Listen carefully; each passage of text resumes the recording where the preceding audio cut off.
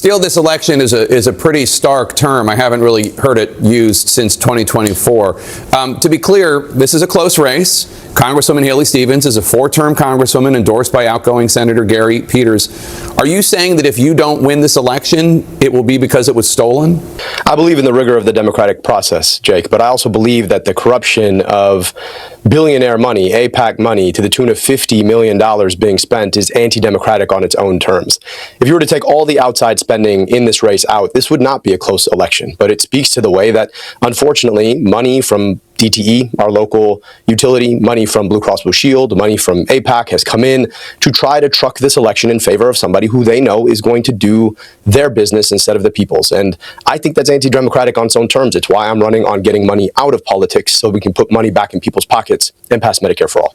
So the attacks on Haley Stevens are also at issue. I know there are a lot of attack ads against you, but there are so many attacks on Haley Stevens that on Friday you posted, quote, "It's become impossible to ignore the way that people online make fun of my opponent for things that have nothing to do with her policies or politics. It's unkind and unhelpful," unquote.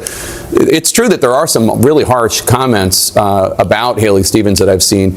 Here's one, quote, "She's a suit with a large AIPAC bank account. That's it. She can't string together two coherent sentences. She's a sellout who forgot how to think for herself. Corporate money can't buy her a personality."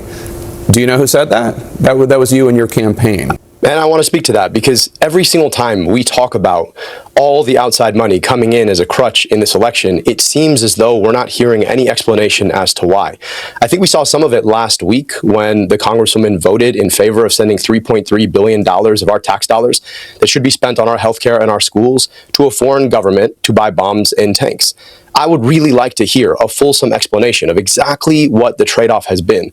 And unfortunately, $50 million doesn't fall off trees, doesn't come from nowhere. It comes because there's been some expectation on the back. So I want to know what was said to get that money into this election. But I'll be clear, I don't think it's kind to make fun of somebody for how they talk or how they show up.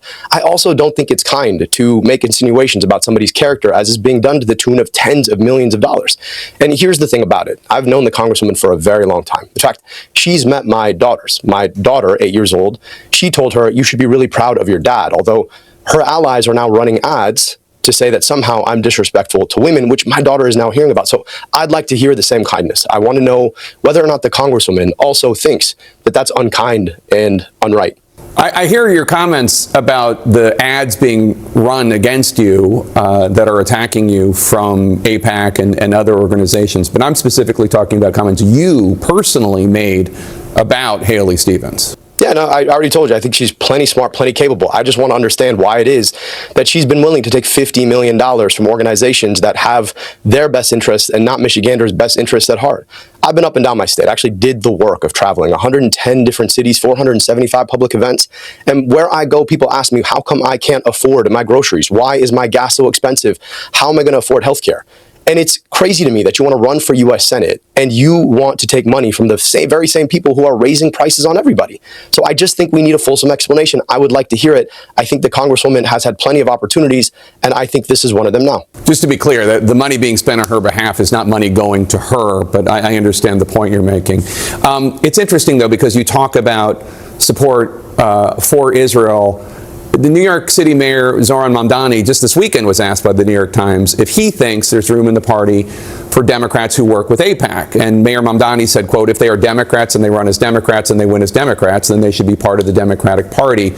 When you were asked by CNN if support for Israel could be about anything other than money, you told CNN, quote, "Not if you're a Democrat and you believe in human rights," unquote. You also said, quote, "Every definition of a Jewish state ends up in some articulation of illiberal values," unquote. So it sounds as though, and correct me if I'm wrong, it sounds as though you and Mayor Mamdani disagree about how big this tent should be, whether there's room for it in the tent for Israel supporters. Well, Jake, I'll tell you this. There's always room in the tent for folks. And I'm for human rights. I'm for equal rights to peace, dignity, and self-determination.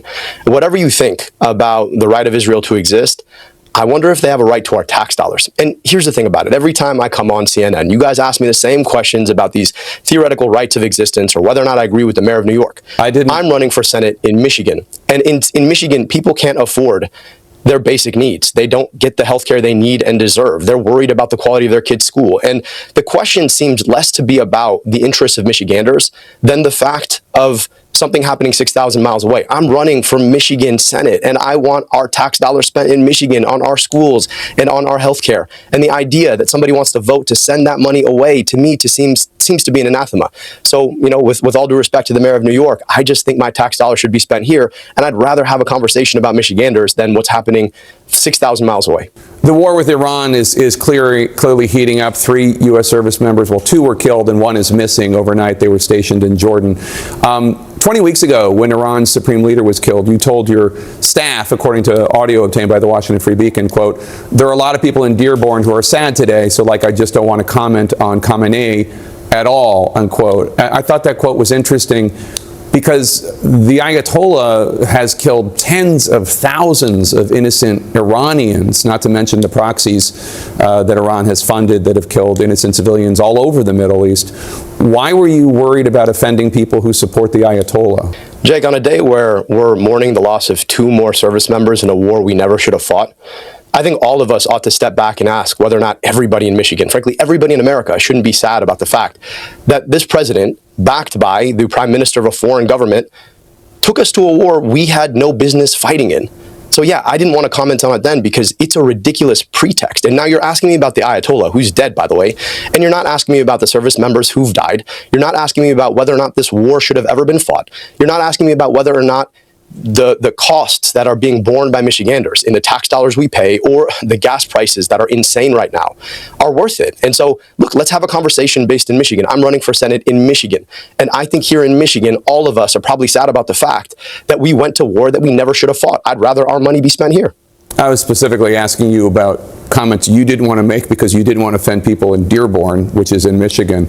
Let's turn to immigration policy. You've been very critical of Trump's immigration policy. In his new book, Democratic former Senator Ken Salazar, who served as the U.S. ambassador to Mexico under President Biden, he says basically that the Biden administration was asleep on the wheel on immigration. He calls the Biden policies on political failure. I know you object to the Trump policy, and I know there are lots of reasons you do. Do you have any criticisms of the Biden immigration policy? I think we could have done much better. I believe in a safe and secure border, full stop. I also believe that we have to be smart about the fact that right now, ICE is being used to terrorize people on our streets. We talk about 2 more deaths in the last 2 weeks alone. At the edge of a force that should not exist, we can have immigration policy that is smart, that keeps our southern border safe, that enforces our immigration laws, but not in a way that tears apart the Constitution itself. So yes, I think we could have done a better job. I think it's important for us to be smart. Now, I just want to push back on one thing. You've got this administration. They're making a show out of ICE enforcement. And at the same time, they're making it fundamentally unlivable for people south of our southern border. How does that make sense at all? This whole point of the Trump administration is to weaponize immigration against the Constitution itself.